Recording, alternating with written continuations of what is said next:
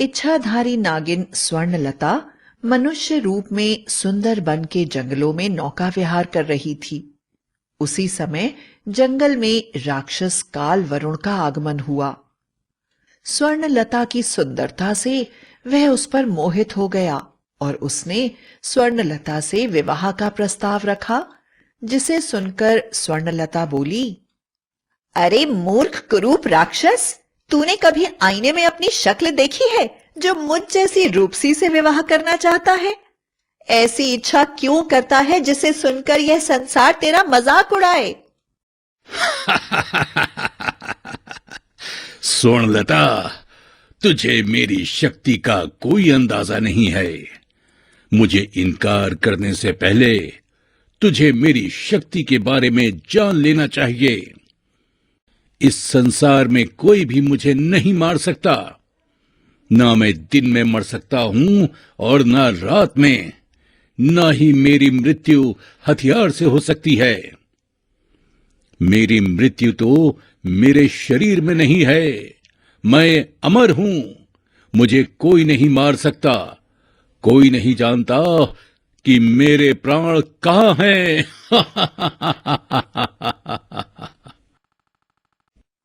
अरे मूर्ख, तेरी मृत्यु मेरे विष दंतों से तो हो सकती है।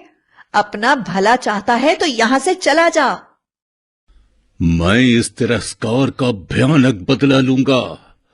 तुझे मैं अपनी रानी बनाना चाहता था, पर अब तुझे मेरी ही रानी की दासी बनना होगा। ठीक है, अभी तो मैं जा रहा हूं, पर मैं इसे कभी नहीं भूलूंगा।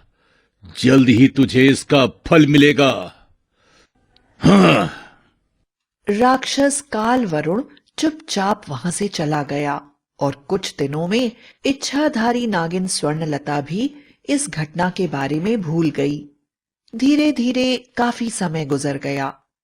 एक दिन जब स्वर्णलता के जन्मदिन में नाच गाने का आयोजन चल रहा था, स्वर्णलता के नृत्य से उसके घुंघरुओं की आवाज दूर दूर तक गूंज रही थी और वह अपनी मधुर आवाज में गा रही थी। तभी अचानक तेज आंधियां चलने लगीं और धूल भरी हवाओं के कारण सारा आयोजन बर्बाद हो गया। किसी को कुछ भी दिखाई नहीं दे रहा था। अचानक एक तेज आवाज आई।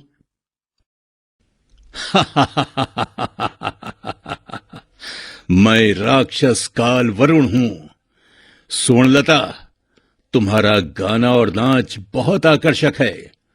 मैं तुम्हारा अपहरण कर रहा हूं। यदि परीलोक में, नागलोक में कोई भी तुम्हें बचाना चाहे तो उसका स्वागत है। देखते ही देखते राक्षस काल वरुण स्वर्णलता को लेकर गायब हो गया। पूरे नागलोक में हाहाकार मच गया।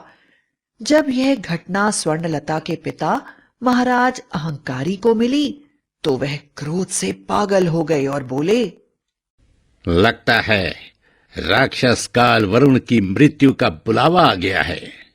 उसकी इतनी हिम्मत जो उसने मेरी बेटी स्वर्णलता का अपहरण किया। मैं प्रतिज्ञा करता हूं कि जब तक मैं अपनी पुत्री को वापस नहीं ले आऊंगा, अन्न जल ग्रहण नहीं करूंगा। महाराज की बात सुनकर पूरे नागलोक में दुख की लहर दौड़ गई। सभी सोचने लगे, यदि स्वर्णलता के आने में समय लगा तो भला महाराज का क्या होगा। दूसरी तरफ राक्षस काल वरुण अपने महल पहुंचा और सैनिकों से बोला, याद रखना, ये इच्छाधारी नागिन स्वर्णलता है। इसको बचाने इसका बाप इच्छाधारी नाग अहंकारी यहां जरूर आएगा। इसलिए मैं कैद खाने को जादुई शक्तियों से सुरक्षित कर रहा हूं। मेरी आज्ञा के बिना यहां पर कोई नहीं आ सकता। यदि किसी ने बिना आज्ञा प्रवेश करने की कोशिश की तो वो पत्थर का बन जाएगा। अब देखता हूं स्वर्णलता किस तरह मेरा तिरस्कार करती है। दुष्ट राक्षस, तू नहीं जानता हम इच्छाधारी नागों पर किसी प्रकार की जादुई शक्तियां प्रभाव नहीं डालती। तू मेरे पिता के यहां आने से पहले मेरे वार से बचकर दिखा। स्वर्णलता ने तुरंत नागिन का रूप धारण कर लिया और अपने विष दांतों से राक्षस काल वरुण पर विष की वर्षा करने लगी। उसकी विष की बूंदें जहां पर भी पड़ती, वह जगह पूरी तरह से जल जाती। किंतु शक्तिशाली राक्षस और उसके सैनिकों पर एक अकेली नागिन का कोई खास असर नहीं दिखा। आखिरकार वह थक कर शांत हो गई। घमंडी नागिन, मेरी कैद में भी तेरा घमंड नहीं टूटा।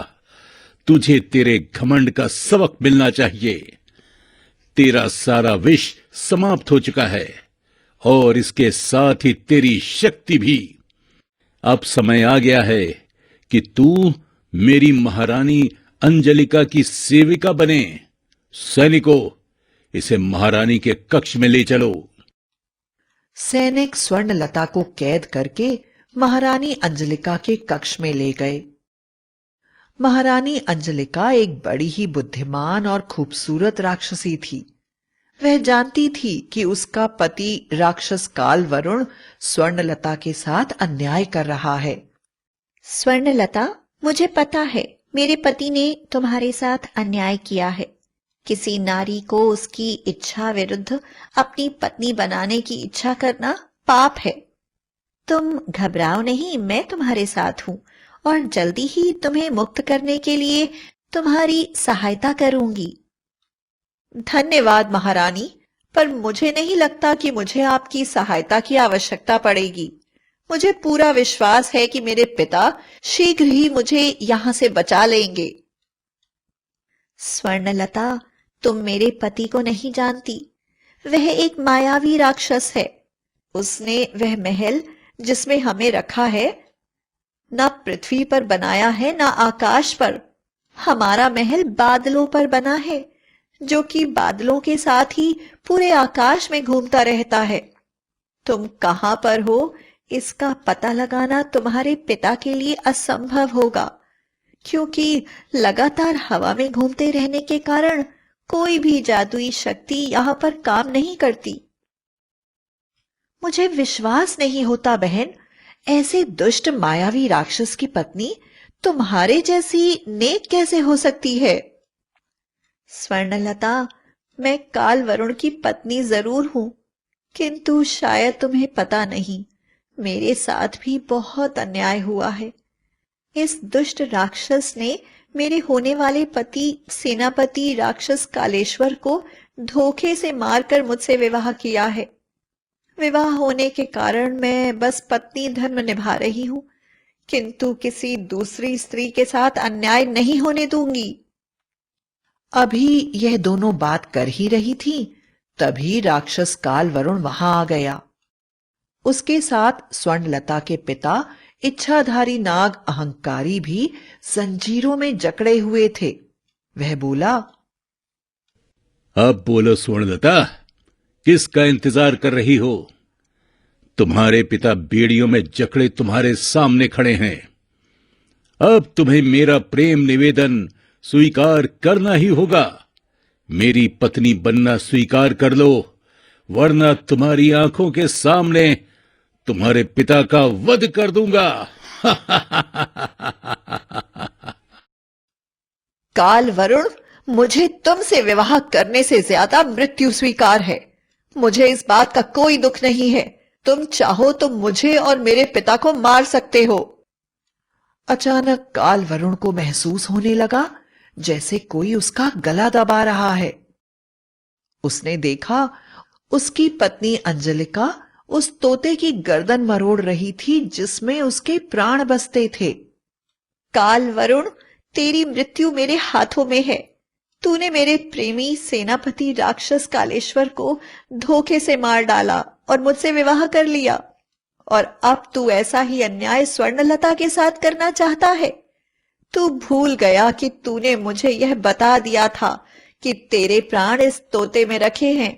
ले, मैं आज तेरी कहानी खत्म करती हूं और स्वर्णलता को हमेशा के लिए स्वतंत्र करती हूँ। देखते ही देखते तोते के साथ ही काल वरुण के प्राण पखेरु उड़ गए और महारानी और स्वर्णलता दोनों ही राक्षस के चंगुल से स्वतंत्र हो गईं और हमेशा हमेशा के लिए उनकी दोस्ती अमर हो गई और उसके बाद सब लोग खुशी खुशी रहने लगे।